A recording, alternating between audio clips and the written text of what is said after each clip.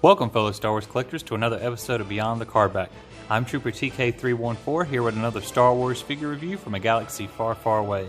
And today we're taking a look at the Black Series Amazon exclusive Emperor Palpatine.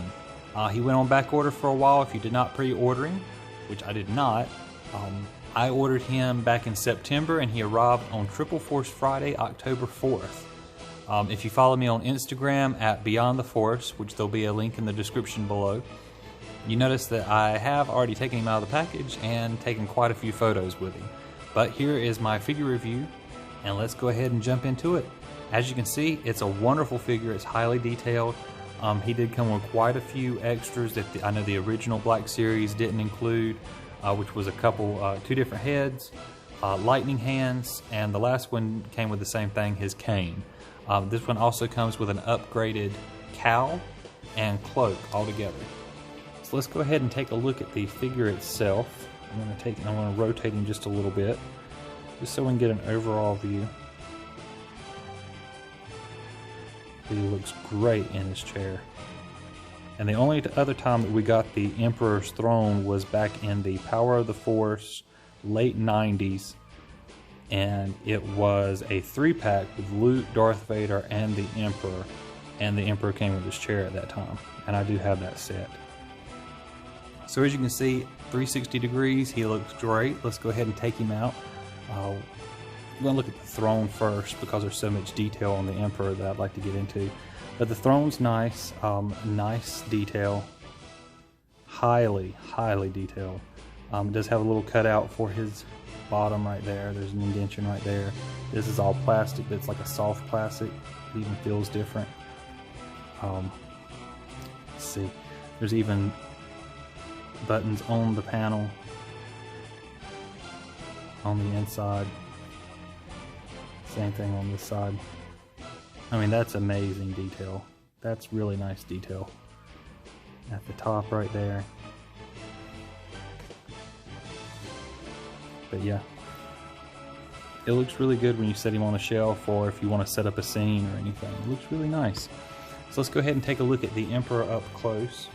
I'm going to straighten him out here just a little bit, fix his head so he can look at us. But he is a very nice figure. The face sculpt on this is very nice. And the hood that actually went, and you can see it right there, sewed down the two sides of it so that it fits his head a little bit better, so you can actually kind of lay that down, fix it a little bit more. There you go. I know that was a complaint of the last robe with the original Black Series release, was that the cowl and robe was awful. Just like with the Obi-Wan, stuck up. Normal articulation for a Black Series, but with him wearing the robe, you have limited mobility. I mean, you can go 360 with the arms and everything, but you really don't need to. I mean, it's just, you know, there's one of his hands. It does have a hinge, goes up and down, which makes you wonder if maybe they would have included a lightsaber with him. He does have one hand that's pointing or gesturing. He does have double hinge knees. He's able to sit. He has hinges at the ankles. But he's a really nice figure, highly detailed. He does come with his cane, which is reused from the last Black Series. So that's nice, it's a nice detail. The only thing is with this cane, when you put it in his hand, and I'll show you in just a second, it's too short. They needed to make it just a little bit longer. So I'm going to put it in his hand. I'm going to need some behind the screen strength here to put it in there. He does have soft, palatable hands, but they're to get the cane in there to make it look right. And here, I'll show you. Alright, so there he is with the cane. And as you can see, there's about a ½ centimeter between him and the ground. So it needed to be about a ½ centimeter more, and it would have been perfect. But, you know, it's a nice figure overall. It did come with 2 head sculpts. Him laughing. And the head sculpts are amazing. I mean, look at those details. The paint wash is really good. The hair, everything. That's a really good sculpt. The only thing about these head sculpts is they're very hard to put on. They didn't make the hole on the inside. I feel they made it too small, and so they don't go on very well. Here's the second head sculpt. If it'll focus. There we go. This is his mad head sculpt. Oops. But I mean, it's just as nice. I mean, look at those teeth. They even have them rotting. And the paint under the eyes, I mean, that's fantastic. It looks like it's just right out of the movie. And they look good on the figure. They're just very hard to put on, very, very hard.